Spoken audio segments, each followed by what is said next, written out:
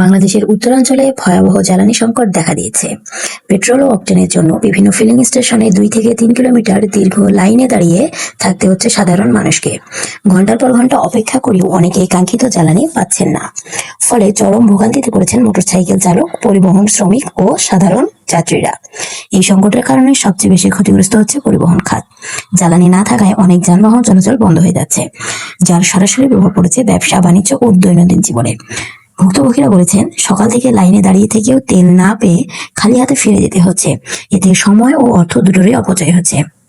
বিশ্লেষকদের মধ্যে মধ্যপ্রাচ্য, ইরান ও ইসরায়েলের চলমান উত্তেজনা আন্তর্জাতিক জ্বালানি বাজারে অস্থিরতা তৈরি করেছে।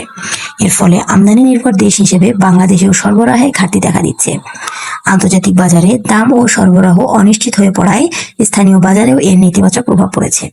সরকারি সূত্র জানিয়েছে, পরিস্থিতি মোকাবেলায় জ্বালানি আমদানি বাড়ানোর চেষ্টা চলছে এবং সরবরাহ স্বাভাবিক রাখতে প্রয়োজনীয় পদক্ষেপ নেওয়া হচ্ছে।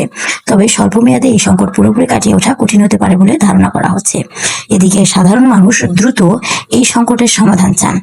তাদের মতে, জ্বালানির এমন অপ্রতুলতা শুধু ব্যক্তিগত ভোগান্তি নয়, দেশের সার্বিক অর্থনীতিতেও বড় ধরনের প্রভাব ফেলতে পারে।